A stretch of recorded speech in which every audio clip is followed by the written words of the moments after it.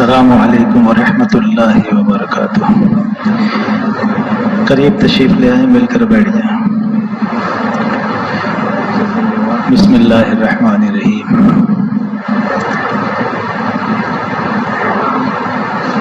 اللہم لک الحمد کما انت اہل، وصل علی محمد کما انت اہل، وافعل بنا ما انت اہل، فانک انت اہل التقوی واہل المغفرہ۔ الحمد للہ وحدہ والصلاة والسلام علی من لا نبی بعدہ۔ عصر کے بعد بہت ساری باتیں پڑھ کر سنائی گئی، اور وہ 3 دن کے مشورے کی باتیں ہیں جو ہر 3 مہینے پر یہ مشورہ ہوتا ہے۔ ابھی کچھ تھوڑا سا آگے پیچھے ہوا ہے،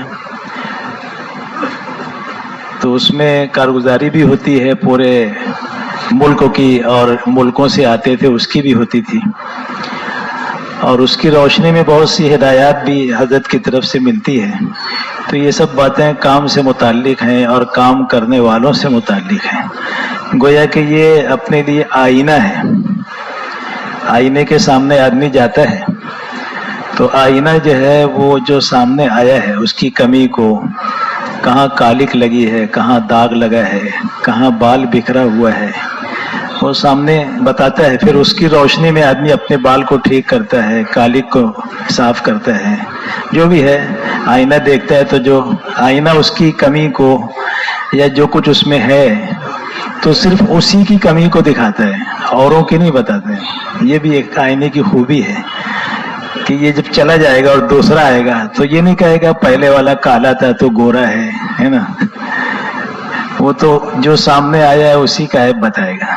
تو یہ خوبی اللہ نے رکھی ہے نظام الدین میں۔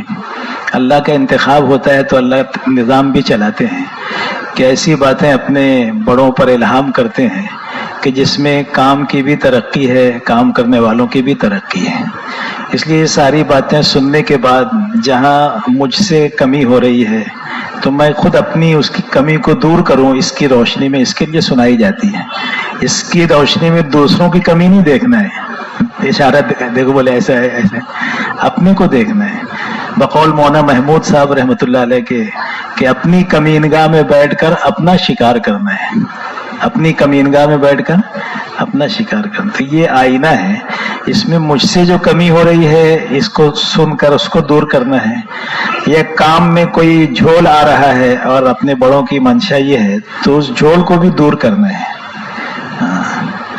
اس لیے اس نیت سے سننا ہے، خالی معلومات کے لیے ایسا نہیں، بلکہ اپنی اصلاح بھی ہو اس میں، اور کوئی کمی کوتاہی کام سے متعلق ہو رہی ہے تو اس کو بھی یہ اپنے بڑوں کی باتوں اور مذاکروں کی روشنی میں صحیح کریں، تاکہ کام آگے بڑھے، صحیح نہج پر چلے، اپنے اندر بھی صفات آئیں، کام بھی ترقی کرے۔ اس کے لیے یہ باتیں سنائی جا رہی ہیں۔ بیان سنتے ہی رہتے ہیں، یہ بھی بیان ہی ہے، تحریر کی شکل میں ہے تو اس کو آپ بیان ہی سمجھو، ہے نا، یہ بیان ہے۔ یہ بولے تو کتاب سنا رہے ہیں، نہیں، یہ بیان ہی ہے جو تحریر کی شکل میں ہے، وہ آپ کو سنائے جا رہے ہیں۔ لیکن سنانے میں اور بیان میں تھوڑا فرق پڑتا ہے، اس لیے توجہ میں بھی فرق ہو جاتا ہے، تو ذرا توجہ سے سننا پڑے گا۔ بڑے فرماتے ہیں صحیح سنو، صحیح سنو اور صحیح سمجھو۔ کبھی سنتا کچھ ہے فرق سے تو سمجھ بھی فرق ہو جاتی ہے، پھر بولنے میں اور فرق ہو جاتا ہے۔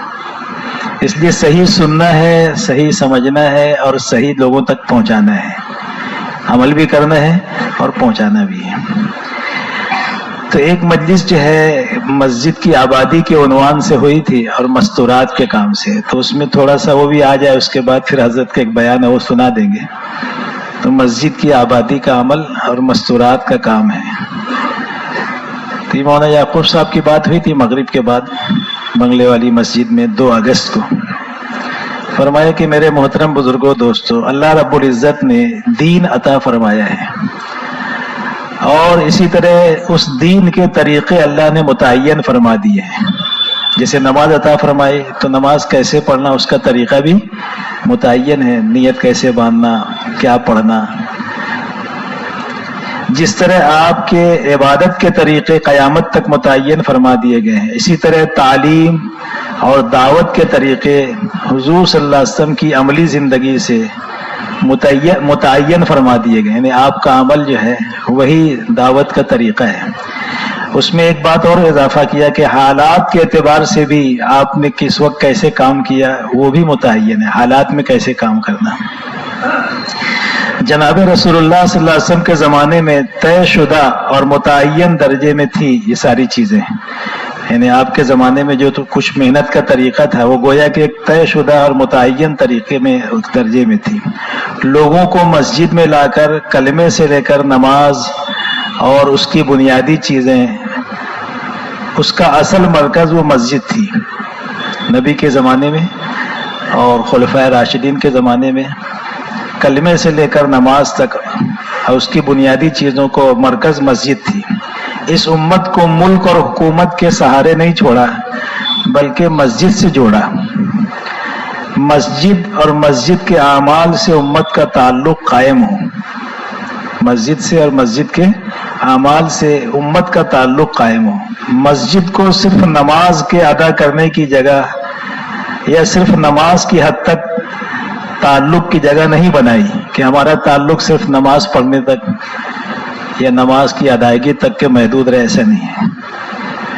مساجد سے امت کا تعلق آج صرف ظاہر کے اعتبار سے نماز تک رہ گیا ہے۔ آج جو تعلق امت کا رہ گیا صرف ظاہر کے اعتبار سے نماز تک رہ گئے۔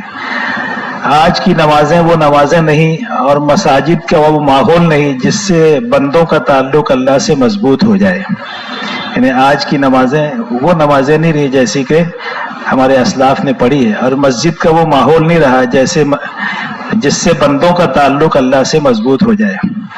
اس لیے ضرورت اس بات کی ہے کہ ہم دور صحابہ والے اعمال کو اپنی مسجدوں میں قائم کریں تاکہ اپنی نمازیں جاندار ہو، اپنا تعلق اللہ سے مضبوط ہو۔ اللہ سے لینے کا مرکز کعبۃ اللہ ہے، اللہ سے لینے کا مرکز کعبۃ اللہ ہے، اور اسے متعدی بنانے کے لیے یعنی اور پھیلانے کے لیے اللہ سے لینے کا تعلق، اس کے لیے مسجد نبوی ہے۔ اور پھر آگے فرمائے کہ تمام مساجد کی ماں ہے، مسجد نبوی کیا ہے؟ تمام مساجد کی ماں ہے، اور تمام مسجدیں اس کی بیٹیاں ہیں۔ سب سے بنیادی چیز مسجد میں آ کر ایمان، ذکر اور تعلیم کے حلقے سے اپنے کو جوڑنا ہے، یعنی 3 حلقے لگنے چاہیے۔ ایک ایمانیات کا حلقہ جو الحمدللہ تعلیم کے عنوان سے لگتا ہی ہے۔ فضائل کی تعلیم کیا ہے؟ یہ ایمان پر محنت ہے، فضائل پر محنت، ایمان پر محنت ہے۔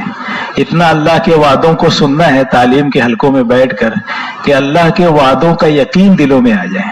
حضرت فرماتے ہیں تعلیم کی ایک غرض یہ ہے کہ اللہ کے وعدوں کے یقین کو تازہ کرنا، تعلیم کے راستے سے اللہ کے وعدوں کے یقین کو تازہ کرنا، اور اسباب کی بجائے اعمال سے ہونے کا یقین دلوں میں آئے، اسباب کی بجائے اعمال سے۔ اس لیے اعمال کے فضائل سننا ہے۔ تو یہ ایمانیات کا حلقہ ہے، تعلیم کا حلقہ۔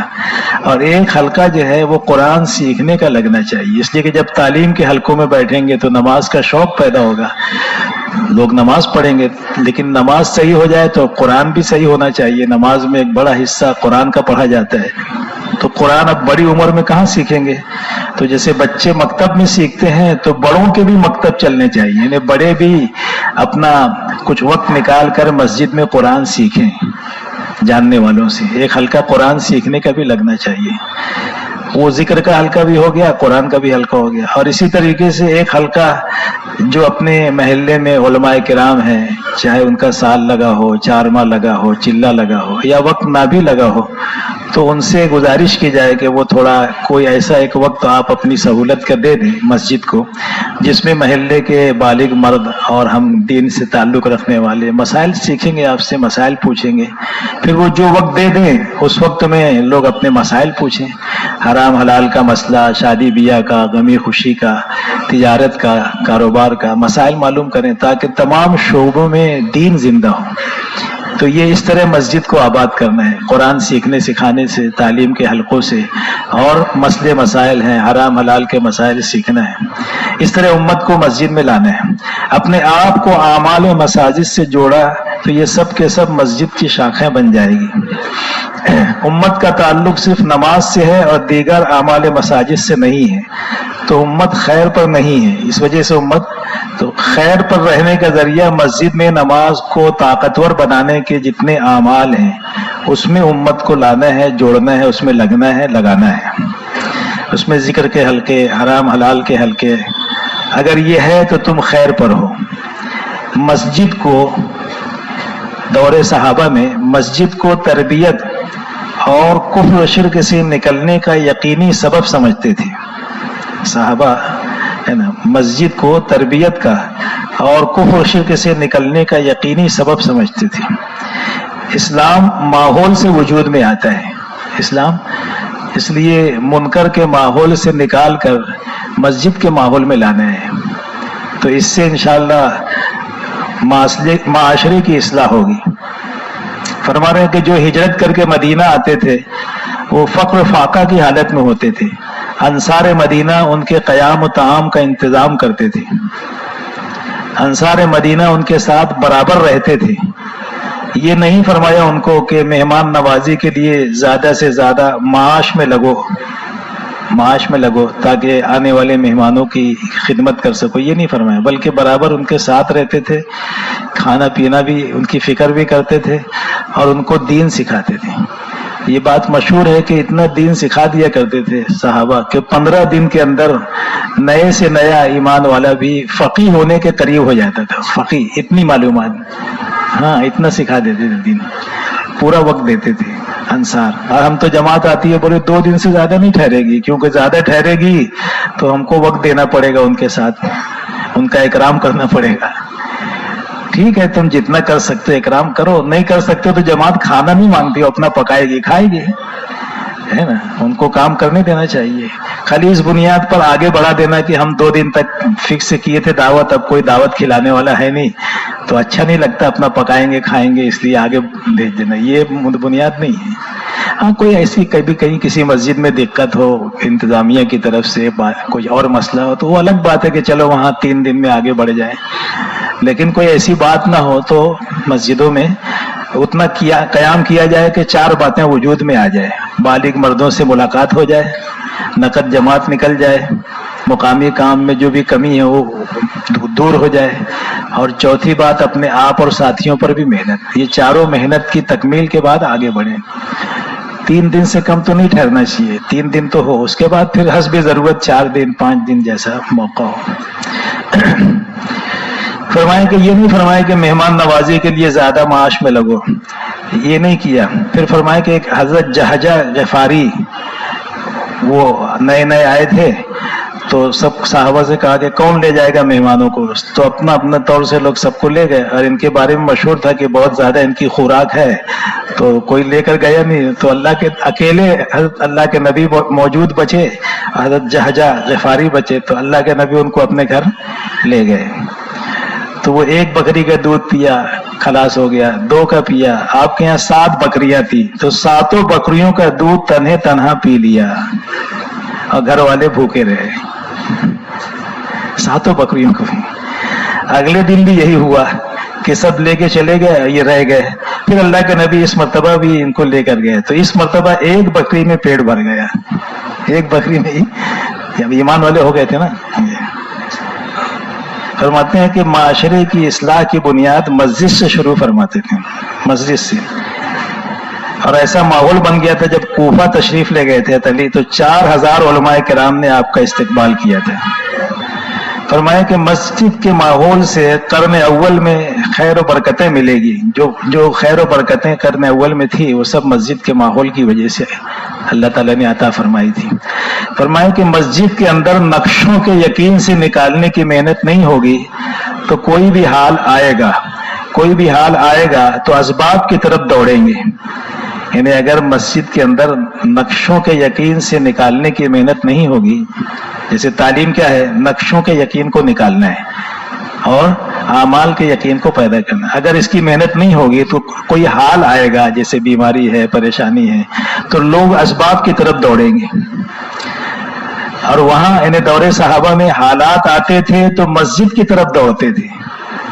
تیز ہوا چل جائے تو مسجد، آندھی چل جائے تو مسجد، گھر میں فاقہ تو مسجد، بارش نہیں ہو رہی ہے تو مسجد، بارش زیادہ ہو رہی ہے تو مسجد، اور چاند گرہن ہوا تو مسجد، سورج گرہن ہوا تو مسجد، نمک نہیں ہے گھر میں تو مسجد، کھانا نہیں ہے تو مسجد، ہے نا. یعنی ضرورت میں بھی مسجد میں آتے تھے، دعوت کے لیے بھی مسجد میں آتے تھے، اور عبادت کے لیے بھی مسجد میں آتے. آج ہم صرف عبادت کے لیے آتے ہیں. پکے سے پکا دیندار بھی فجر میں اگر آ گیا تو اب ظہر تک مسجد میں نہیں جائے گا، اب وہ ظہر نہیں جائے گا. پکے سے پکا نمازی دیندار ظہر پڑھ کے چلا گیا تو اب عصر تک مسجد میں نہیں آئے گا. یعنی آج ہم نے مسجد کو عبادت تک محدود کر دیا. اور دور صحابہ میں عبادت کے لیے بھی مسجد تھی، دعوت کے لیے بھی مسجد تھی، اور ضرورت کے لیے بھی. ایک صحابی آئے، 2 رکعت نماز پڑھی، چلے گئے. صحابہ سے اللہ کے نبی نے پوچھا تمہارے بھائی نے اللہ سے کیا مانگا؟ بولے اللہ اس کے رسول زیادہ جانتے ہیں. کہا کہ تمہارے بھائی نے 2 رکعت پڑھ کے اللہ سے نمک مانگا ہے. کیا مانگا ہے؟ خود آپ نے بھی 3 مرتبہ مسجد میں جا کے اللہ سے مانگا، گھر میں کچھ نہیں تھا، ہے نا. تو دور صحابہ میں کچھ بھی حال آئے تو مسجد کی طرف دوڑتے تھے. تو اپنا بھی یہ ہونا چاہیے. جیسے ایک صحابی نے کہا کہ میں بحرین تجارت کے لیے جانا چاہتا ہوں، تو آپ نے منع نہیں فرمایا کہ کیوں جاتے ہو؟ کہا کہ جانے سے پہلے 2 رکعت نماز پڑھ لینا، اللہ سے مانگ لینا، کیونکہ روزی تو اللہ ہی دیں گے، چاہے بحرین ہو، چاہے سعودی ہو، اور چاہے ہندوستان ہو. صحیح یقین بننے کا مرکز مسجد ہے.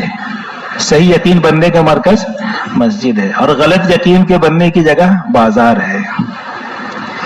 کوئی شخص کامل متقی نہیں بن سکتا جب تک کہ شاعر اسلام کی تعظیم و عظمت نہ ہو. مسجدیں متقی کا گھر ہے، مسجدیں متقی کا گھر ہے. نماز کو قائم کرنے کے لیے جتنے اعمال ہیں وہ سارے اعمال مسجد میں کرنا چاہیے. تو اور بھی بہت سی باتیں کہی انہوں نے جو میں لکھ نہیں سکا. اور پھر جو ہے مستورات کے کام کے تعلق سے کچھ باتیں انہوں نے فرمائی کہ حضرت ابو طلحہ کا اسلام جو ہے ام سلیم ذریعہ بنی ان کے اسلام میں آنے کا. اسی طرح ام حرام رضی اللہ تعالی بن ملحان جو ہے غزوۃ البحر میں شہید ہوئی، اپنے شوہر کے ساتھ عبادہ ابن ثابت کے ساتھ تشریف لے گئی. ام ورقہ ابن نوفل نے اللہ کے نبی سے گزارش کی بدر کے موقع پہ کہ مجھے بھی آپ اپنے ساتھ لے جائیں، شاید کہ مجھے شہادت مل جائے. شہادت کی تمنا یہ عورتوں کی کا اللہ کے راستے میں نکلنا. پھر فرمائے کہ پہلی ہجرت میں 5 یا 8 عورتیں گئیں، اس میں عثمان رضی اللہ عنہ بھی تھے، حضرت رقیہ بھی تھی حبشہ کی ہجرت میں. ام عطیہ رضی اللہ تعالیٰ عنہ نے 7 غزوات میں شرکت کی. پھر فرمایا کہ ایک غزوے میں 600 خواتین نے شرکت کی تھی. ایک غزوہ ایسا ملتا ہے بخاری شریف کا حوالہ دی، 600 مستورات اس میں شریک ہوئی. مستورات کے نکلنے کی بنیاد ان فروع اور اتباع سنت اور امت کا ارتداد ہے. انہیں ان کو اس لیے نکالا جا رہا ہے کہ حکم تو سب کے لیے نکلو، اور ایک اتباع سنت میں بھی اس لیے کہ ازواج مطہرات بھی اللہ کے نبی کے ساتھ جایا کرتی تھی. بلکہ کوئی اگر اپنی مستورات کے ساتھ نہیں نکلا ہے تو وہ ابھی اتباع سنت میں کامل نہیں ہے، کیونکہ آپ اپنی ازواج کے ساتھ بھی خروج کیا ہے. تو چاہیے امتیوں کو بھی کہ اپنی بیویوں کے ساتھ خروج کریں. اگر نہیں کریں گے تو کامل متبع نہیں ہوئے آپ، کامل متبع. ہاں، بلکہ قرآن اندازی ہوتی تھی جب تمام ازواج تیار تو قرآن اندازی ہو. جیسے ایک صحابی ہیں جابر بھی تیار تھے اللہ کے راستے میں جانے کے لیے، اور ان کے بیٹے بھی تیار تھے، تو دونوں کے درمیان میں قرآن اندازی کی گئی. جن کا نام نکلا وہ گئے. تو اپنے یہاں بھی قرآن اندازی ہونی چاہیے. ہاں، یعنی اگر سب تیار ہو تو. پھر چلے کی ماشاءاللہ اس وقت مغربی بنگال والوں نے تو ریڈیو توڑ دیا. لوگ ریکارڈ توڑتے، یہ ریڈیو توڑ دیے. یعنی 35 جماعتیں انہوں نے رخ لیا ہے مستورات کی جماعت کا. یہ جتنے رخ دیے جاتے ہیں نا 3 مہینے کے دوران نکالنے کے ہوتے ہیں، تو 35 جماعتوں کا رخ لیا انہوں نے چلے کا. ہاں، اب جو سنائیں گے تو دیر ہو جائے گی. پورے ہندوستان کے مختلف شہروں کا رخ ان کو دیا گیا ہے. یعنی ٹوٹل اس مرتبہ جو ہے مستورات کی جماعتوں کے 70 اور یہ 84 جماعتیں ہیں. ابھی آنے والے 3 مہینوں میں چلے کی جائے گی. اس میں مالیگاؤں کی ایک جماعت کا بھی رخ پٹیالہ ملا ہے پنجاب، اور ایک خرگون کی جماعت کا رخ جھانسی ملا ہے، ایک کولہاپور کی جماعت اس کا رخ بھینسا ملا ہے، ایک کولہاپور کی اور جماعت ہے، اس کو ناندیڑ کا رخ ملا ہے، اور ایک جماعت جو ہے مغربی بنگال سے اورنگ آباد آئے گی. تو اس طریقے سے 84 جماعتوں کا رخ جو مستورات کی چلے کی اندرون کی دی گئی ہے ابھی مشورے کے اندر. تو یہ جماعتیں انشاءاللہ یہ 3 مہینوں کے دوران نکلے گی، اگست میں، سپتمبر میں اور اکتوبر میں، یہ 3 مہینوں کے درمیان یہ جماعتیں نکلے گی. اسی طریقے سے ہم کو جو علاقے دیے گئے ہیں اس میں 2 صوبوں کا اضافہ کیا گیا ہے. ابھی تک ہم کو راجستھان کے 20 اضلاع ملے تھے جس میں جماعتیں ڈالنا ہے، اور وادی کے 2 ضلع تھے، اور یو پی کے تقریباً یہ 1 2 3 4 5 6 7 8 ضلع ہیں، اور کرناٹکا کے بھی ایسے ہی 8 ضلع ہیں. کیونکہ ہبلی ہم الگ سے لکھتے تھے، ابھی کنفرم ہوا کہ ہبلی جو ہے نا وہ ضلع دھارواڑ کا ایک تحصیل ہے، تو آپ صرف دھارواڑ لکھیں. تو یہ اس طریقے سے 8 علاقے وہ ہیں. اور ایک رخ ملا ہے ہماچل کا جس میں سرمور ہے اور منڈی ہے اور بلاسپور ہے. یہ 3 علاقوں میں جماعتیں ڈالنا ہے. اسی طرح منی پور جو شمالی ہندوستان میں ہے، اس میں بھی جماعت ڈالنے کے اعتبار سے ذمہ داری ملی ہے. تو ان اضلاع میں ہم کو جماعتیں ڈالنا ہے جو 2 صوبوں کا اضافہ ہوا ہے. اسی طریقے سے باہر ملکوں کے تقاضے بھی یہاں پر آتے ہیں پوری دنیا سے نظام الدین میں. تو اس مرتبہ یہ سوچا گیا ہے کہ پورے ملک کے ذمہ داروں کو پوری دنیا میں لگا دیا جائے، بری بحری ہوائی سب فوج. تو 42 جماعتیں مرتب کی ہے پورے عالم کے لیے. 209 ملک ہیں پوری دنیا میں. تو ابھی قسط واری بھیجیں گے، اس لیے کہ ایک ساتھ سب جگہ بعض سی جگہ ابھی کھلے نہیں ہیں ہوائی جہاز وغیرہ یا کچھ پابندیاں ہیں. تو جیسے جیسے پابندیاں کھلتی جائے گی تو جماعتیں روانہ ہوگی. 25 صوبوں کے لوگ مشورے میں آئے تھے اور ہر جگہ سے 3 اور کہیں سے 4 آدمی آئے تھے. اس مرتبہ یہ بھی تقاضا آیا ہے کہ کام بڑھ گیا ہے، تقاضے بہت ہیں، لہٰذا ہر صوبے والے 8-10 آدمی ہم کو ایسے دیں جو ہر وقت یہاں رہیں نظام الدین میں. 2 مہینہ اپنے علاقے میں رہیں، صوبے میں شہر میں جو تقاضے ہوں کام کریں، اور 2 مہینہ نظام الدین آئے. یعنی سالانہ 6 مہینہ کی تشکیل ہوئی ہے. پورے مجمع نے کھڑے ہو کے اپنا نام پیش کیا ہے اور مہینے بھی لکھ کے دیے ہیں. مہاراشٹر والے بھی 6-7 نام دیے ہیں. تو ان کے مہینے کے تعین ابھی آئندہ جو اپنا صوبے کا مشورہ ہوگا 14 اگست کو اور 15 کی صبح تک، تو اس میں اور بھی تشکیلیں کر کے اور تفصیل سے نام نظام الدین بھیجے جائیں گے سالانہ 6 مہینے کی ترتیب پر. اس میں سرے 6 نام دیا گیا ہے: حافظ منظور صاحب، فاروق بھائی انجینئر، انیس بھائی کراٹ، میرا نام بھی ہے، ظفر صاحب جالنا اور زبیر مومن پونا. تو یہ سب تقاضے تھے جو ان کو دیے گئے. باہر ملکوں کے تقاضوں میں ایک تو صومالیہ کا تقاضا تھا جہاں اجتماع ہے 23، 24، 25 ستمبر کو. اس کے لیے ماشاءاللہ جماعت بنی ہے. اور اب اس مرتبہ تو ایسی جماعتیں بنی ہیں کہ جس میں اکثر علماء اور مفتیان کرام ہیں، اور بہت کم اس میں غیر عالم ہیں، نہیں کے برابر، یعنی 2 ساتھی یا 1 ساتھی ایسا. تو اس میں جو طے ہوا ہے یہ ہے صومالیہ کے لیے سب مفتیان کرام اس میں ہیں، کوئی حافظ ہے، کوئی مفتی ہے. نام سنائیں گے تو دیر ہو جائے گا. 5 ساتھیوں کی جماعت بنی ہے اس میں صومالیہ کے لیے، اور تنزانیہ کے لیے 20 یوم کی جماعت ہے. اسی طرح سوڈان، تشاد، کیمرون کے لیے جماعت بنی. یہ سب جماعتیں چلے کے لیے ہے. صرف 3 جماعتیں ایسی ہیں جو 20 دن کی ہیں. اس میں سے ایک صومالیہ تنزانیہ ہے، 20 دن کی ہے. ایک جلال آباد ہے، یہ بھی 20 دن کی ہے. باقی جماعتیں چلے کی ہے، سوڈان، تشاد، کیمرون کے لیے. اسی طریقے سے جلال آباد کے لیے جماعت بنی ہے. چین، منگولیا اور ہانگ کانگ کے لیے جماعت بنی ہے. ملاوی، موزمبیک، زمبابوے اور زامبیا، اس کو زمزم بھی کہتے ہیں، زمزم. ملاوی، موزمبیک، زمبابوے اور زامبیا. اسی طریقے سے انڈونیشیا کے لیے میں بھی اپنا نام دیا تھا لیکن وہاں سے نہیں طے ہوا. نیت کا ثواب تو مل جائے گا انشاءاللہ. تو اس میں بھی ایک جماعت جائے گی انڈونیشیا. تو اس طریقے سے یہ باہر ملکوں کے تقاضے ہیں تقریباً صومالیہ، تنزانیہ، جلال آباد، سوڈان، ملاوی، کرگستان، آذربائیجان اور قزاقستان. اس میں بھی نام دیا گیا تھا مفتی فیضان صاحب کا، فاروق بھائی کا، لیکن اس میں اور ساتھیوں کا طے ہوا، وہ لوگ جائیں گے.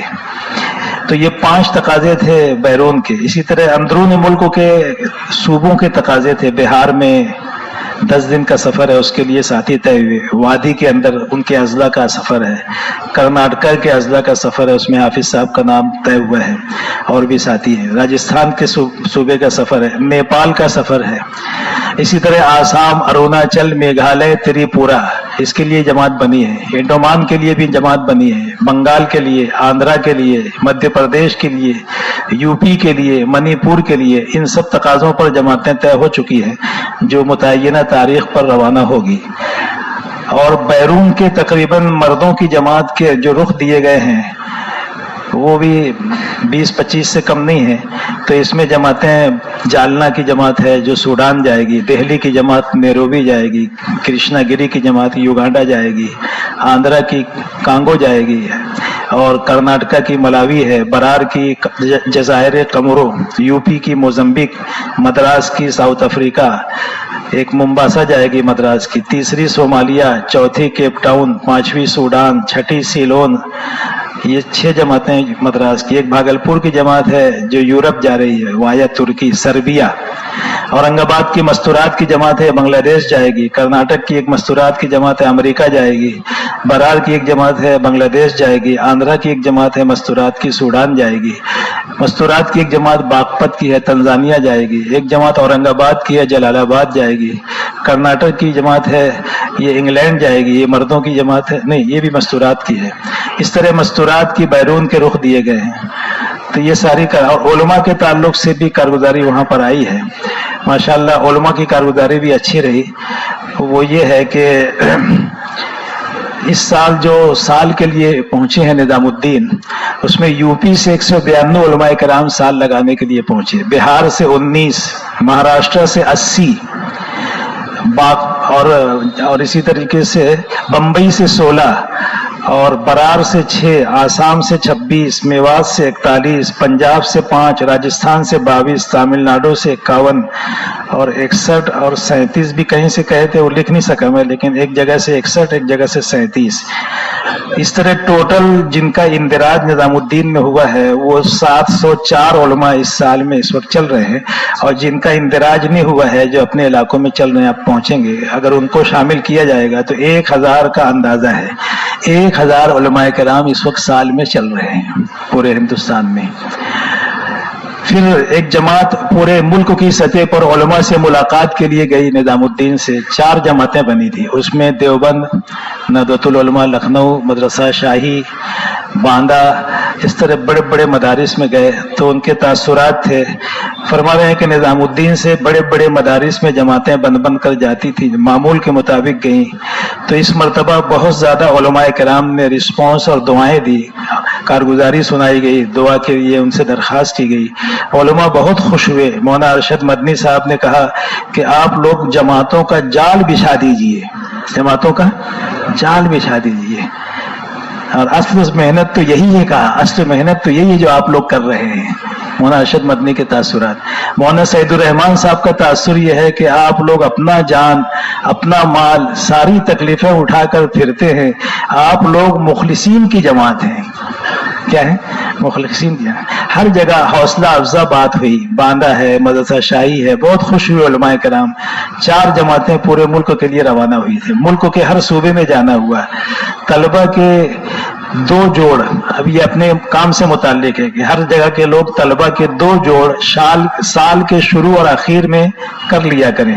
पहला जोड़ यानी काम के मुकामी काम की तरतीब वगैरह बनाने के एतबार से और एक दूसरे के तारुफ के एतबार से, और दूसरा जोड़ तश्कील का होना चाहिए। फरमाया कि ये 1000 के करीब सब जोड़ हुए हैं इस मरतबा। कितने जोड़? 1000 जोड़।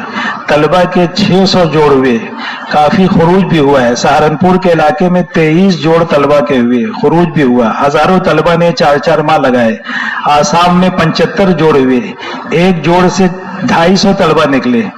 25-30 साल में दूसरे साल की सिर्फ 2 जमातें निकली थी अब तक, 25-30 साल गुज़िश्ता जो गुजरे हैं, लेकिन इस साल में 7 जमातें दूसरे साल की निकली। 25-30 साल में 2 जमातें दूसरे साल की निकली थी, लेकिन इस साल में 7 जमातें चल रही हैं दूसरे साल के लिए मुल्कों के अंदर। اس میں 7 جماعتیں دوسرے سال کی تامل ناڈو کے لوگ ہیں، منی پور ہے، تریپورہ ہے، مہاراشٹر ہے، میوات ہے، ایم پی ہے، بنگال ہے. بنگال سے تو 4 جماعتیں دوسرے سال کے لیے نکلی. بنگال سے 4 جماعتیں دوسرے سال اور اس وقت کام کر رہی ہیں. ہر جماعت میں 4-5 علماء بیرون کے ہیں. 4 ماہ والے علماء کی 8 ماہ کی تشکیل کر کے ایک بات یہ بھی آئی کہ جن کے 4 ماہ لگے ہیں، جن علماء کرام کے، ان کی 8 ماہ کی تشکیل کر کے اور ان کو جو ہے سال کی تکمیل کی ترغیب دیں تاکہ ان کا سال اس طرح پورا ہو جائے. 20 جماعتوں کی تشکیل ہوئی ہے دوسرے سال کے لیے. یہ فرما رہے ہیں یو پی میں 300 جوڑ ہوئے، سال والے 200 جمع ہوئے. دوسرے سال کے لیے یعنی سال کے لیے 200 لوگ تیار ہوئے اور دوسرے سال کے لیے 3 جماعتیں بنی. دہلی میں 23 جوڑ ہوئے، راجستھان میں 25 جوڑ ہوئے اور 20 طلبہ چلے کے لیے نکلے وہاں راجستھان سے. ایم پی میں تشکیلی جوڑ 6 ہوئے، سال والے 24 علماء تیار ہوئے. ناگپور چھتیس گڑھ میں 12 جوڑ ہوئے، گجرات میں 10، مہاراشٹر میں 116، اس میں 53 چلے کی جماعتیں نکلی. سہروزہ کی 40 جماعتیں نکلی، سال والے 41 لوگ نکلے مہاراشٹر سے. دوسرے سال کے لیے 8 احباب کی جماعت چل رہی ہے. یہ جماعت اس وقت دوسرے سال کی جو چل رہی ہے وہ مراکش، مورتانیہ، مالی، الجزائر، حجاز ان علاقوں میں 6 مہینہ ان کا ہو چکا ہے. فروری میں روانہ ہوئی تھی. پونا کی جماعت ہے. اسی طریقے سے ابھی جو جماعتیں مہاراشٹر سے تیار ہے، کولہاپور سے 1 جماعت، پونا سے 1، جالنا سے 2، مالیگاؤں سے 1، دھولیا برہانپور سے 1، تھانہ سے 1، 8 جماعتیں، لاتور سے 1، 8 جماعتیں دوسرے سال کے لیے چالو ہے. کوشش کارروائی وغیرہ محرم تک نکلنے کی سمبھاونا ہے، نکلنے کی امید ہے انشاءاللہ. اب یہ ہے ایک بات آخری ہے، کارگزاری تو آگے مختصر میں عدد کا ایک بیان ہے. تو کب کی ہے؟ 9 کی اذان ہے نا؟ آدھا گھنٹہ ہے، آدھے گھنٹے میں ہو جائے گا، پھر تشکیل کر لیں گے انشاءاللہ. یہ فرما رہے ہیں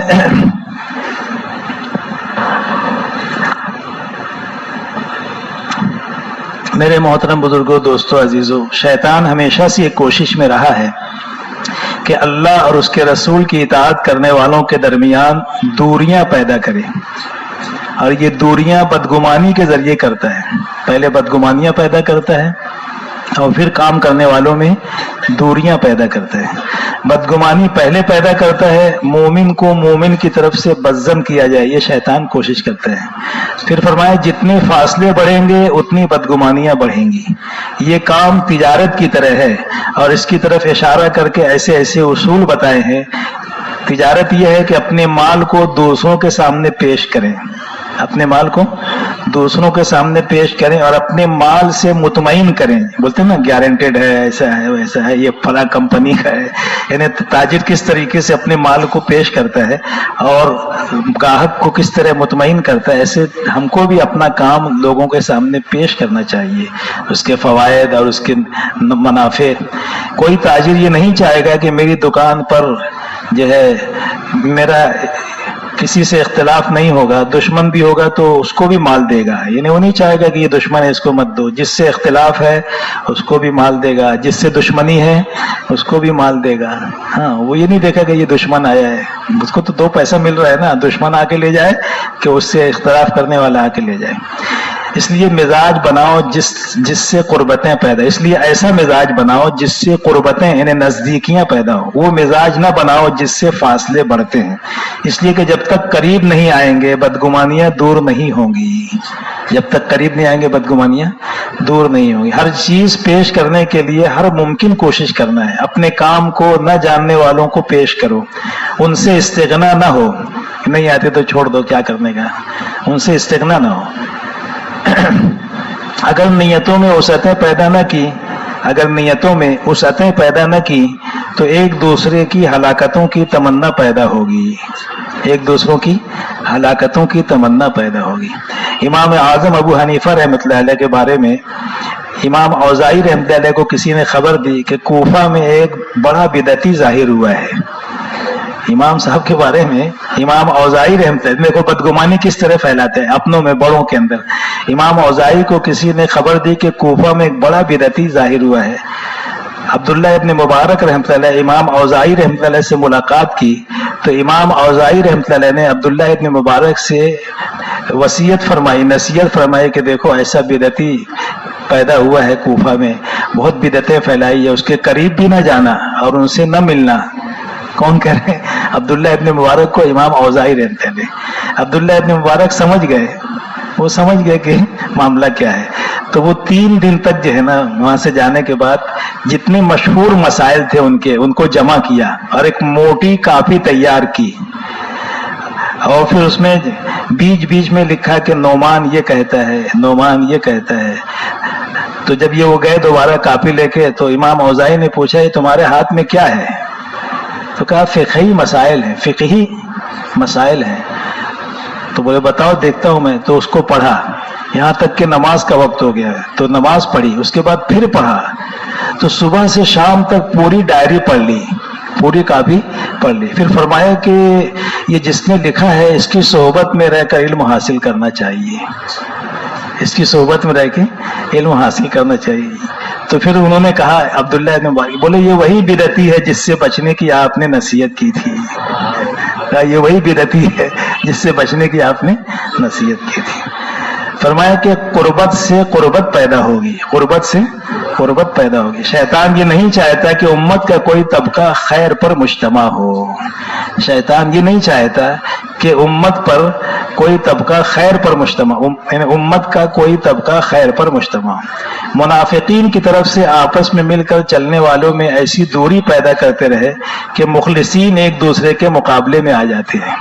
منافقین کی طرف سے آپس میں مل کر چلنے والوں میں، جب مل کے جو چلتے ہیں نا، اس میں ایسی دوری پیدا کرتے ہیں منافقین کہ مخلصین ایک دوسرے کے مقابلے میں آ جاتے ہیں۔ کیسے آتے ہیں؟ ہاں، بلکہ آگے آئے گی حضرت کی بات کہ آج ہم فروعی مسائل میں اتنا ایک دوسرے کے دست بگریباں ہو گئے کہ باطل کے مقابلے میں بھی رد میں اتنی شدت نہیں ہوتی ہے جتنی آپس میں فروعی مسئلے میں ہمارے درمیان شدت پیدا ہو گئی ہے۔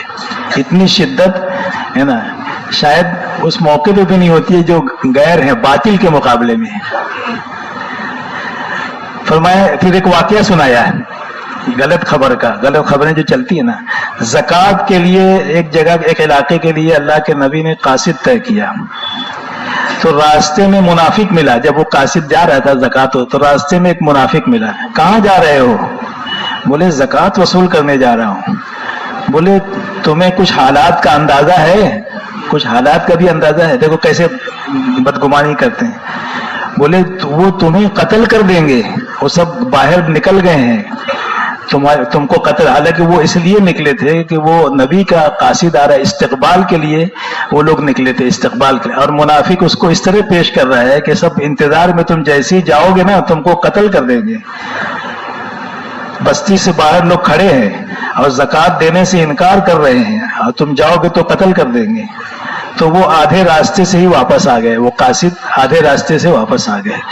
تو حضور صلی اللہ علیہ وسلم نے ان سے دریافت فرمایا کیا بات ہوئی؟ تو انہوں نے یہ بات بتائی کہ ایسا ایسا، خبر دینے والے نے خبر دی ہے، ایسا مسئلہ ہے۔ تو آپ صلی اللہ علیہ وسلم کو نے صحابہ کو جمع کیا اور صورتحال ایسی بنی، یہ ساری بتاؤ کیا کرنا ہے، مشورہ ہوا۔ تو یہ مشورہ ہوا کہ رات کو شب خون کیا جائے، شب خون، رات کو حملہ کر کے سب کو قتل کر دیا جائے، ایک کو بھی نہ چھوڑا جائے، یہ فیصلہ ہو گیا۔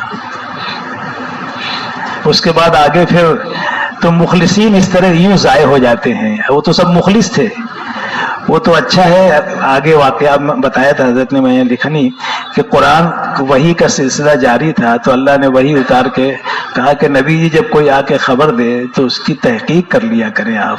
کوئی فاسق آ کے کوئی خبر دے تو اس کی تحقیق کر لیں کہ یہ خبر کہاں تک صحیح ہے، تو پھر آپ نے اپنا فیصلہ۔ یہ تو وہی آ گئی کہ نہیں، وہ تو استقبال کے لیے ہے، اگر وہی نہیں آتی تو وہ تو بیچارے مخلص تھے، وہ سب ختم ہو جاتے۔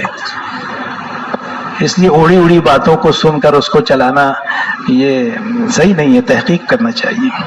کسی کو غیر مخلصین اس طرح یوں ضائع ہو جاتے ہیں، کسی کو غیر سمجھ کر اپنا بنانا مشکل ہوتا ہے۔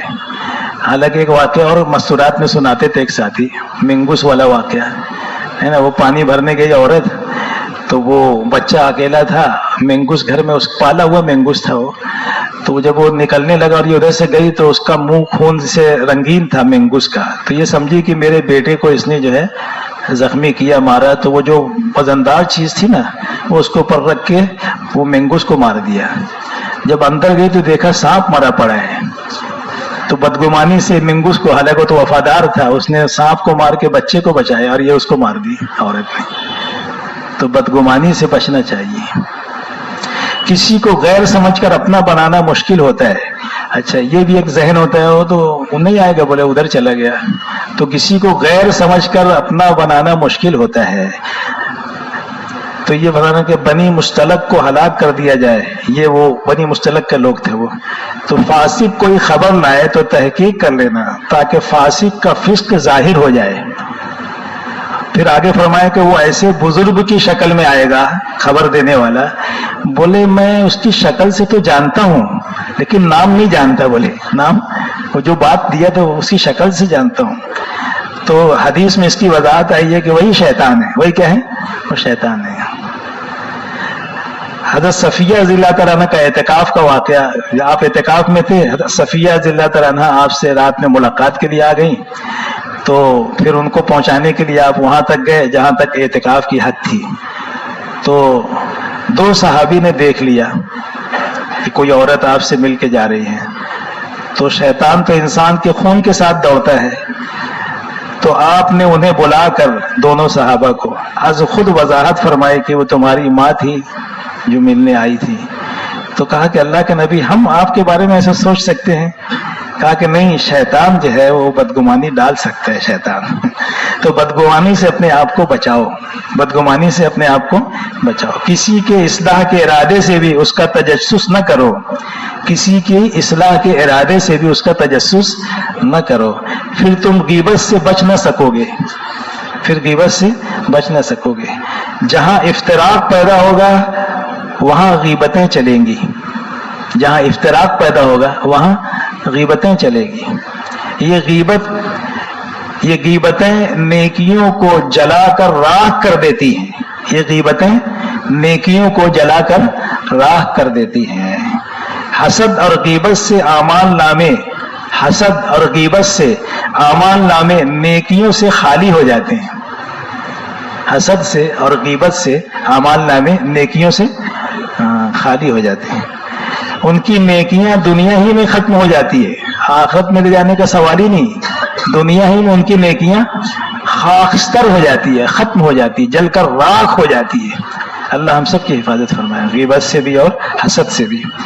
آگے فرمائے کہ حقوق العباد، نیکیاں ساتھ رہتی ہیں.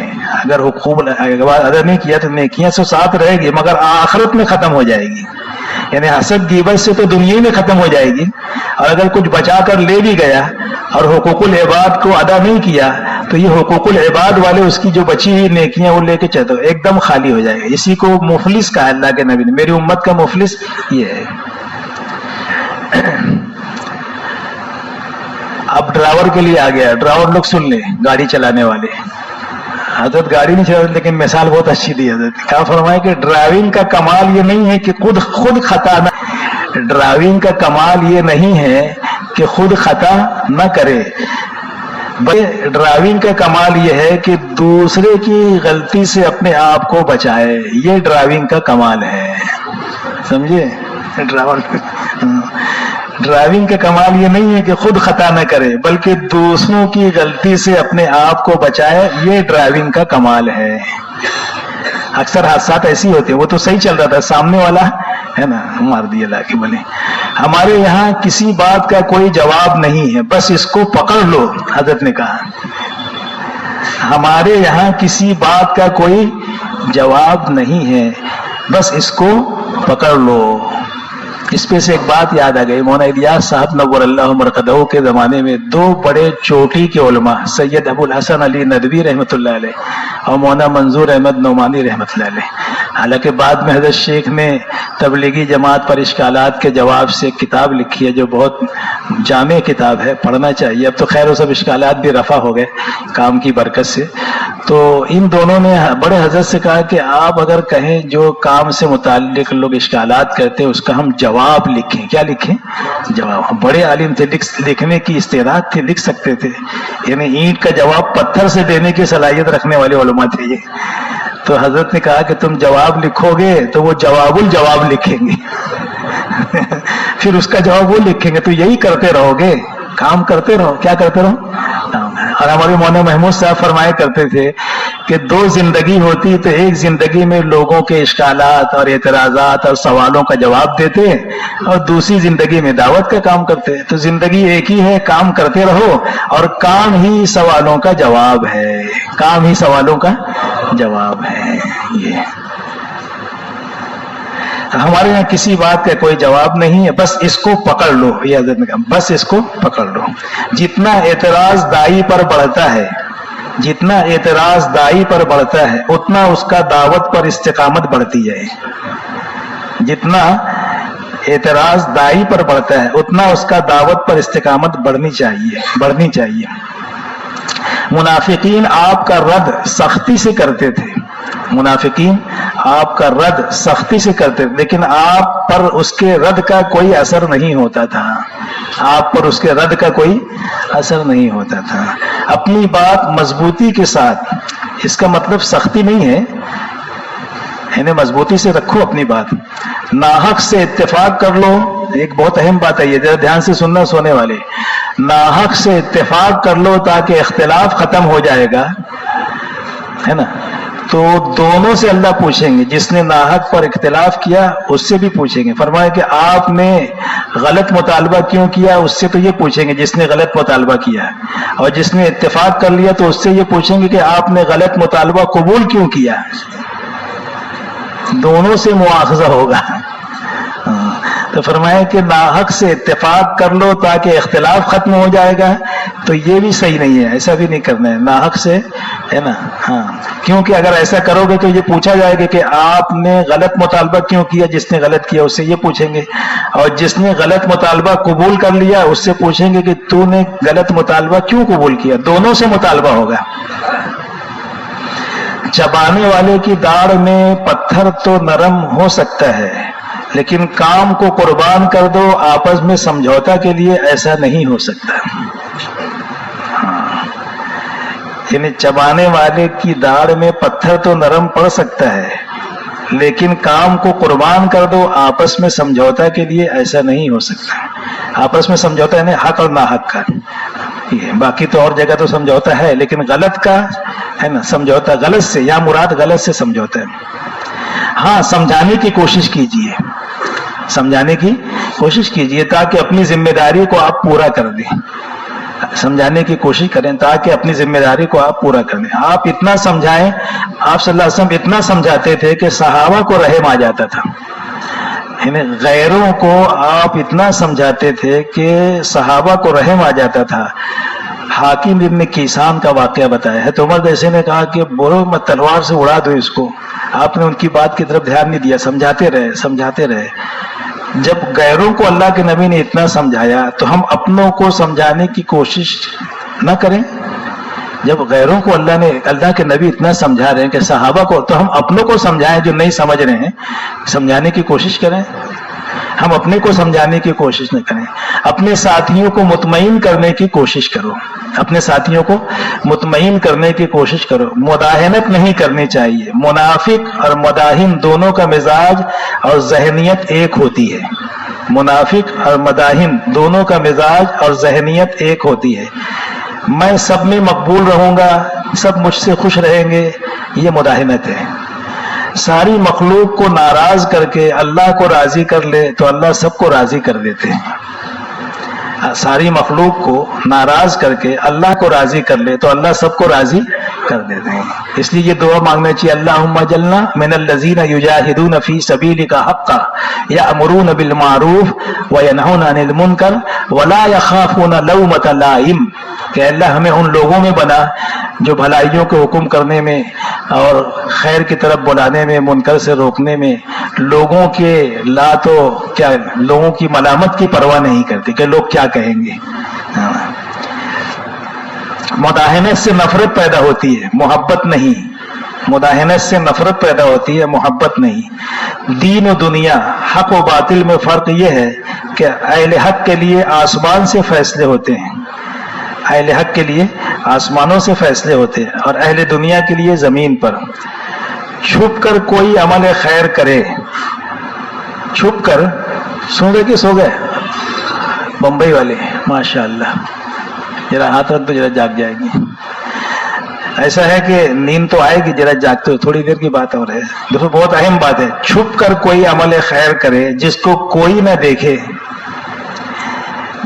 تو بغیر دیکھے لوگوں کے دلوں میں اس کی محبت پیدا ہو جاتی ہے. چھپ کر کوئی عمل خیر کرے جس کو کوئی نہ دیکھے تو لوگوں کے بغیر دیکھے لوگوں کے دلوں میں اس کی محبت پیدا ہو جاتی ہے. انفرادی اعمال کو اجتماعی عمل میں بہت دخل ہے, یعنی انفرادی اعمال کی طرف توجہ دلائی کہ انفرادی اعمال کا بھی اہتمام کرے. سنن ہے, نوافل ہے, ذکر ہے, تلاوت ہے, اس کا اثر بھی اجتماعی عمل پر پڑتا ہے. اللہ تعالیٰ کو استغنا پسند نہیں ہے. بد دعا سے اللہ نے اپنے نبی کو روک دیا ہے. بد دعا سے ہدایت کے لیے بھیجا ہے, ہلاکت کے لیے نہیں بھیجا ہے. اس لیے آپ نے بد دعا نہیں دی, ہدایت کے لیے آپ کو بھیجا ہے. دعوت کے میدان میں صبر کی کوئی انتہا نہیں ہے. دعوت کے میدان میں صبر کی کوئی انتہا نہیں ہے, اور صبر کی کوئی مدت بھی نہیں ہے. صبر کی کوئی انتہا بھی نہیں, مدت بھی نہیں ہے. بلکہ ایک جملہ فرمایا کہ اذیتوں کی انتہا پر, یہ لکھنے کے قابل ہے, اذیتوں کی انتہا پر نصرتوں کی ابتدا ہے. اذیتوں کی انتہا پر نصرتوں کی ابتدا ہے. طائف میں آپ کو اذیتیں پہنچی لیکن انتہا نصرت پر ہوئی نا. عداس ایمان میں داخل ہوا اور وہی قبیلہ ثقیف سے 3 نوجوان اٹھے, ایک محمد ابن قاسم, ایک طارق ابن زیاد, ایک موسیٰ ابن نصیر, جو تینوں 3 بر اعظموں میں گئے. تو 3 بر اعظموں کا اسلام طائف کی اذیتیں بنی. طائف کی اذیتیں 3 بر اعظموں میں اسلام پہنچا. تو فرمایا کہ جہاں دین کے کام کو اپنا, ہاں آگے, اللہ تعالیٰ کو استغنا پسند نہیں ہے. بد دعا سے اللہ نے اپنے نبی کو روک دیا ہے, ہدایت کے لیے بھیجا. طائف میں اپنے بد دعا نہیں دی. کیا فرمایا؟ جہالت ہی نے رکھا ہے صداقت کے خلاف ان کو, بے خبر انجان ہے کر دے معاف ان کو. صبر کی کوئی انتہا نہیں ہے, صبر کی کوئی مدت بھی نہیں ہے. جہاں انتقام کا خیال آیا وہاں صبر ہی ہے. جہاں انتقام کا خیال آیا وہاں صبر. ایمان والوں کے بارے میں بھی ہماری نیتیں صاف نہیں ہیں. ایمان والوں کے بارے میں بھی ہماری نیتیں صاف نہیں ہیں. سب سے بنیادی صفت ہے کہ دلوں میں وسعتیں پیدا کرو. دلوں میں وسعتیں پیدا کرو. سب ہمارے ہیں, ہم سب کے ہیں. کسی کو غیر مت سمجھو, سب کو قریب لاؤ. اگر اس نظر سے دیکھیں گے تو ہمارا خیال کا نہیں ہے. اگر اس نظر سے دیکھتے ہیں کہ یہ ہمارے خیال کا نہیں ہے, یہ خود دوریاں پیدا کرنے کا ذریعہ ہے. اگر اس نظر سے ہم دیکھیں گے, دیکھو, اگر اس نظر سے ہم دیکھیں گے کہ یہ ہمارے خیال کا نہیں ہے تو یہ خود دوریاں پیدا کرنے کا ذریعہ ہے. سب کو اپنا سمجھ کر چلو, سب کو اپنا سمجھ کر چلو. ارے سن رہے کہ نہیں؟ نیند آ رہی ہے؟ ذرا جاگ جاؤ. پھر عرض کرتا ہوں, پھر فرمایا دوبارہ, میں پھر عرض کرتا ہوں کہ مرکزیت کا تقاضا یہ ہے کہ سارے طبقات کو جوڑنا ہے. مرکزیت کا تقاضا یہ ہے کہ سارے طبقات کو جوڑنا ہے. یہ وسعت تواضع سے پیدا ہوتی ہے. یہ وسعت تواضع سے پیدا ہوتی ہے. بلکہ بات بھی آئی تھی درمیان میں, اس میں لکھنے میں آئی کہ مولانا الیاس صاحب تو کہتے تھے کہ میں تو ان کے جلسوں میں بھی جانا چاہتا ہوں جن کو ہم لوگ سمجھتے ہیں کہ یہ کام کے خلاف ہیں, ہے نا, سمجھ گئے نا. ہاں, لیکن لوگ جو ہے پھر سوچیں گے یہ بھی ادھر ہی چلے گئے کیا. ایسا ہے. نبی کے مزاج میں وسعت اور تواضع ہوتی ہے. نبی کے مزاج میں وسعت اور تواضع ہوتی ہے. بادشاہت کے مزاج میں تنگی اور تکبر ہوتا ہے. نبی کے مزاج میں وسعت اور تواضع ہوتی ہے, اور بادشاہت کے مزاج میں تنگی اور تکبر ہوتا ہے. تواضع اختیار کیا جائے. بڑے بڑے کارناموں کا موقع صحابہ کو ملا, مگر تواضع کی وجہ سے اپنے آپ کو اس کا اہل نہیں سمجھا. کسی کو عہدہ اور منصب کا استحقاق پیدا ہوتا ہے جب وہ اس لائق سمجھنے لگتا ہے، یعنی کسی کے دل میں اگر یہ پیدا ہوتا ہے مجھے عہدہ ملے، منصب ملے، میں اس کا مستحق ہوں، تو یہ جب وہ اپنے کو اس کا لائق سمجھنے لگتا ہے نا، تو یہ خیال آتا ہے کہ یہ عہدہ، یہ منصب مجھ کو ملنا چاہیے، اپنے کو مستحق سمجھنے لگتا ہے۔ جہاں استحقاق ہوگا وہاں آپس کا اتفاق نہیں ہو سکتا۔ میں حقدار تھا، اس کو کیسے آگے بڑھا دیے، ہے نا؟ میں جب اب دل میں یہ پیدا ہو جائے کہ میں اس کا اہل تھا، میں اس کا مستحق تھا، ہے نا، اور اس کو آگے بڑھا دیا، تو فرما رہے ہیں کہ جہاں استحقاق ہوگا وہاں آپس کا اتفاق نہیں ہو سکتا، دونوں جمع نہیں ہو سکتے، استحقاق اور اتفاق دونوں جمع نہیں ہو سکتے۔ جہاں دین کا کام کو اپنا منصب سمجھنے لگیں گے، جہاں دین کے کام کو اپنا منصب سمجھنے لگیں گے وہاں اتفاق پیدا نہیں ہو سکتا۔ جیسے بعض دفعے حلقوں میں امیر بنتے ہیں نا، تو ایسا ہو جاتا ہے، اب انسان ہے کہ وہ سمجھتا ہے کہ میں اب بس میرے ہاتھ میں تلوار آ گئی ہے نا، ایسا ہو جاتا ہے، تو وہ کوئی منصب نہیں ہے، تو ذمہ داری ہے۔ اس لیے فرمایا کہ جہاں دین کے کام کو اپنا منصب سمجھنے لگیں گے وہاں اتفاق پیدا نہیں ہو سکتا۔ حضرت سلمان فارسی کا واقعہ سنایا کہ دیکھو کیسی تواضع تھی۔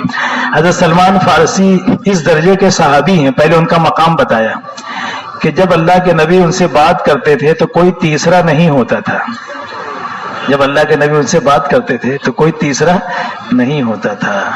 اور بڑے ان کے مناقب ہیں، سلمان فارسی کی عمر بھی بہت لمبی تھی، کئی راہبوں کے پاس رہ کر آئے تھے، بڑا مقام تھا ان کا، اور ان 8 لوگوں میں ہیں کہ جس کی جنت مشتاق تھی، لوگ جنت کے مشتاق ہیں، جنت ان کی مشتاق تھی، حضرت سلمان فارسی۔ اور خندق ان کے مشورے پر کھودی گئی، خندق ان کے مشورے پہ، ایران کا طریقہ جنگ بتایا۔ سلمان فارسی سے ملاقات کے لیے ان کے علاقے میں کچھ لوگ گئے، کہا کہ آپ سلمان فارسی ہیں، آپ صحابی ہیں؟ کہا کہ میں صحابی نہیں ہوں۔ تو وہ لوگ بولے چلو غلطی ہوئی، اپن غلط جگہ آ گئے، اپن غلط جگہ آ گئے۔ بولے جو آئے تھے ملنے، بولے میں صحابی نہیں ہوں، حالانکہ سلمان فارسی وہ خود ہی تھے، صحابی تھے، بولے میں صحابی نہیں ہوں۔ اور ایک جملہ بیچ میں آتا تھا، یہاں تو کوئی خلافت کا بھی انکار نہیں کر سکتا، اور وہ صحابی ہو کے کہہ رہے ہیں کہ میں صحابی نہیں ہوں۔ اس کا فیصلہ پھر جواب میں کہا، کسی نے جب پوچھا کہ ایسا کیوں کہا، تو انہوں نے کہا کہ اس کا فیصلہ تو اس وقت ہوگا جب ہم جنت میں داخل ہو، جب ہم آپ صلی اللہ علیہ وسلم کے ساتھ جنت میں داخل ہو جائیں گے۔ متواضع شخص سب کو ساتھ میں لے کر چل سکتا ہے، متواضع شخص سب کو ساتھ میں لے کر چل سکتا ہے۔ یقینی طور پر ہم جانتے ہیں کہ ان کی باتوں سے آپ کا دل تنگ ہوتا ہے۔ اللہ تعالیٰ فرما رہے ہیں کہ یقینی طور پر ہم جانتے ہیں، یعنی جو بھی منافقین ہیں، مشرکین ہیں، ان کی باتوں سے آپ کا دل تنگ ہوتا ہے۔ بعض ایسے بے قابو ہو جاتے ہیں، جب کوئی ایسی بات آتی ہے تو اپنے ساتھیوں میں بھی بعض ایسے بے قابو ہو جاتے ہیں کہ عبادت تسبیح چھوڑ کر جواب دینے میں مشغول ہو جاتے ہیں۔ حضرت فرما رہے ہیں کہ بعض ہمارے ایسے ساتھی ہوتے ہیں کہ بے قابو ہو جاتے ہیں، اچھا ایسا بولے تو عبادت تسبیح چھوڑ کے اس کے جواب دینے میں مشغول ہو جاتے ہیں، جبکہ اور عبادت اور تسبیح میں زیادہ مشغول ہو جانا چاہیے، ہونا تو یہ چاہیے کہ اور زیادہ عبادت اور تسبیح میں مشغول ہو جائے۔ اذیتوں کی انتہا پر نصرتوں کی ابتدا ہے، یہ فرمایا۔ 13 سال مکہ مکرمہ میں، اور صحابی کو اس کا یقین ہوتا ہے کہ اذیتوں کی انتہا پر نصرتوں پر نظر ہوتی تھی۔ جو جہاں جس کے قریب جو بھی ہو، اختلاف تو رحمت ہے، فرمایا کہ اختلاف تو رحمت ہے، کسی چیز کو نکھارنے کا سبب ہے، اختلاف کسی چیز کو نکھارنے کا سبب ہے۔ ائمہ کا اختلاف رحمت ہے، ایک دوسرے کا احترام، ایک دوسرے کی تائید، ایک دوسرے کا احترام، ایک دوسرے کی تائید۔ اگر کوئی بات پیش آ گئی تو اس کا صحیح مطلب نکالنا سب سے بڑی ذمہ داری ہے، اگر کوئی بات پیش آ گئی تو اس کا صحیح مطلب نکالنا سب سے بڑی ذمہ داری ہے۔ پھر امام صاحب کا واقعہ سنایا امام اعظم کا، کہ وہ امام اعمش کی عیادت کے لیے تشریف لے گئے، تو اعمش نے کوئی خاص توجہ نہیں کی۔ دائی کبھی بھی اپنے اکرام اور استقبال کا متمنی نہیں ہوتا۔ اعمش نے کوئی بات کہی جو امام صاحب کو بری لگی، پھر وہ جاتے جاتے 2 جملہ بول کے نکل گئے کہ یہ اعمش جنابت سے غسل نہیں کرتا اور روزہ نہیں رکھتا، یہ بول کے نکل گئے، یہ اعمش جو ہے جنابت سے غسل نہیں کرتا اور روزہ نہیں رکھتا۔ تو لوگ اس کو لے اڑے کہ امام صاحب نے اتنے بڑے امام کو یہ کہا، اعمش کو، وہ ایک امام تھے، مجتہد تھے۔ تو جو ان کے ساتھ تھا اس سے پوچھا امام صاحب نے ایسا کہا ہے؟ کہا کہ ہاں کہا ہے۔ پھر فرمایا کہ اعمش خود ایک مجتہد ہیں، سفیدی آ جانے کے بعد بھی روزہ رکھا جا سکتا ہے اور غسل کی ضرورت انزال کے بغیر نہیں ہوتی ہے۔ ان کے مسلک میں انزال ہوگا تو غسل ہوگا۔ تو امام صاحب نے اعمش کا مذہب بیان کیا تھا۔ کیا بیان کیا تھا؟ اعمش کا مذہب بیان کیا تھا۔ تو یہاں جزویات میں فرقے بن گئے۔ کیا فرمایا؟ یہاں جزویات میں فرقے بن گئے، معمولی بات پہ، فروعی باتوں میں۔ اور تردید بھی ایسی کہ کسی باطل کی تردید بھی اتنی سختی سے نہیں ہوگی۔ ایسی تردید کرنے والے کر رہے ہیں کہ کسی باطل کی بھی ایسی تردید نہیں کی ہوں گے جو جزویات پر فرقہ بن کر کر رہے ہیں کرنے والے۔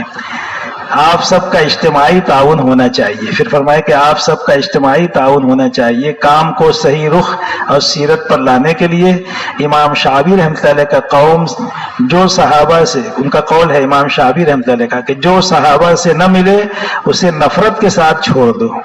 جو صحابہ سے نہ ملے ان کی سیرت سے، ان کی زندگی سے، اسے نفرت کے ساتھ چھوڑ دو۔ جو صحابہ سے ملے اسے پکڑ لو۔ امت خیر پر رہے گی جب تک صحابہ کے طریقے پر رہے گی۔ ساتھیوں کو ہر ممکن لے کر چلیں، اس کے لیے صبر کی صفت ہے۔ احسان کا کام اعلیٰ درجہ یہ ہے کہ ستانے والوں پر احسان کیا جائے۔ احسان کا اعلیٰ درجہ یہ ہے کہ ستانے والوں پر احسان کیا جائے، تقابل نہیں، مقابلہ نہیں۔ حضور صلی اللہ علیہ وسلم کو ستانے والوں پر احسان کے واقعات خوب پڑھا کرو۔ حضور صلی اللہ علیہ وسلم کو ستانے والوں پر احسان کے واقعات خوب پڑھا کرو۔ پھر ایک بات فرمائی جو بہت اہم ہے، الخلق عیال اللہ، آپس میں معاملہ اس کے اللہ سے تعلق کی بنیاد پر کریں۔ یہ ایک ایسا بنیادی رشتہ ہے جس کو آپ ختم نہیں کر سکتے، وہ کچھ بھی ہو، لیکن بندہ اللہ کا ہے۔ کس کا ہے؟ بندہ اللہ کا ہے، چاہے وہ کچھ بھی ہو۔ تو اس نسبت سے تم اس کے ساتھ اچھا سلوک کرو کہ یہ اللہ کا بندہ ہے۔ کیا ہے؟ اللہ کا بندہ ہے۔ تو اس تعلق کو آپ ختم نہیں کر سکتے۔ صحابہ فتنوں میں پڑ جانے والوں کو ہر حال میں لے کر چلتے ہیں، انہیں لے کر چلتے ہیں۔ صحابہ فتنوں میں پڑ جانے والوں کو ہر حال میں لے کر چلتے ہیں۔ اس پہ حضرت عمر کا وہ واقعہ کہ ایک صاحب کو جو ہے وہ خبر پہنچی کہ ان کی ماں نے یہ قسم کھا لی ہے کہ میں دھوپ میں بیٹھوں گی اور سارا، تو اس کی پوری فکر کی جب تک کہ وہ واپس نہ آ جائیں اس طریقے سے۔ تو یہ پورا اس کا واقعہ انہوں نے مایا حضرت نے۔ پھر آگے فرمایا کہ اگر آپس میں آپ کی سچی طرف کا فیصلہ اگر آپ آپس میں چاہیے تو یہ آپس کی نفسانی حقانیت نہیں ہے۔ اہل حق کے تعصب سے فرقہ بنتا ہے۔ جتنا پیچھے جائیں گے اتنی جماعتیں اور فرقہ کم ہوتے چلے جائیں گے، یہاں تک کہ صحابہ تک جائیں۔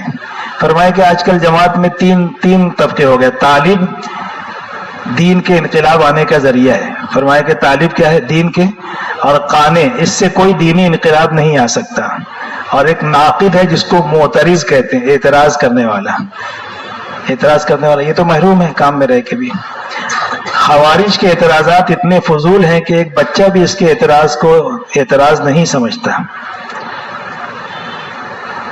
ایک بات اور فرمائے کہ ہر امتی کو کی طلب ہو اور اپنی دعاؤں میں ہر امتی کا حصہ رکھو جو کام سے بچے رہ گئے۔ اپنی دعاؤں میں ہر امتی کا حصہ رکھو۔ پھر وہ واقعہ پیش کیا کہ مدینہ منورہ سے جب نکلے حضرت عمر رضی اللہ عنہ صحابہ کے ساتھ، تو کسی اونٹ کی چال مختلف ہوتی ہے، کوئی تیز چلتا ہے کوئی کم، آگے پیچھے ہو گئے تو بارش ہو گئی۔ تو بارش تو ہوئی مگر ہم پر نہ ہوئے۔ صحابہ نے دعا کی کہ اللہ بارش تو ہو، اللہم انزل حوالینا ما علینا، ہے نا، آس پاس میں دعا کی۔ تو وہ سب سوکھے آئے تھے۔ تو عمر جب آئے بھیگے ہوئے تو بولی تم لوگ کو بارش نہیں ملی؟ بولے ہم کو تو ملی تھی۔ بولے پھر بھیگے کیوں نہیں؟ بولے ہم نے دعا مانگی تھی کہ اللہ ہم پر نہ ہو، ہمارے دائیں بائیں ہوں۔ تو فرمایا کہ اللہ سے اس کو فرمایا کہ آپ حضرات یہاں ہم کو دعا میں شامل کیوں نہیں کیا؟ ایسا فرمایا تم بڑی بخیل ہو۔ تمہوں نے فرمایا کہ دعا کی ہمارے لیے کیوں نہیں کی؟ تم بڑے بخیل ہو، یعنی امت کو دعا میں شریک نہ کرنا وہ یہ بخیل ہے۔ اس لیے راتوں میں دعا کرو، اجتماعیت اللہ سے مانگو۔ حضرت نے کہا کہ راتوں میں دعا کرو، اجتماعیت اللہ سے مانگو، اس کو عمل میں لانے کی کوشش کریں۔ آپ حضرات یہاں سے ایک امانت لے کر جا رہے ہیں، کام کے جتنے بھی اجزاء ہیں یہ سب کام لے کر جائیں اور اس پر عمل کریں، دوسروں تک پہنچائیں۔ تنظیم اور دعوت میں فرق، حالات کو دیکھ کر چلنا تنظیم ہے، اور دعوت کو، مشورے کو سیرت اور صحابہ کے طریقے پہ لانا ہے۔ پھر آخری بیان تو رہ گیا، اس کا موقع نہیں ہے، یہ آخری بیان بھی ہے، ایک ہی 2-3 سطر ہے، سن لے تو اچھا ہی ہے۔ فرمایا کہ محترم بزرگوں، دوستوں، خوف اور تنگی کے زمانے میں تھوڑا سا قدم اٹھا لینا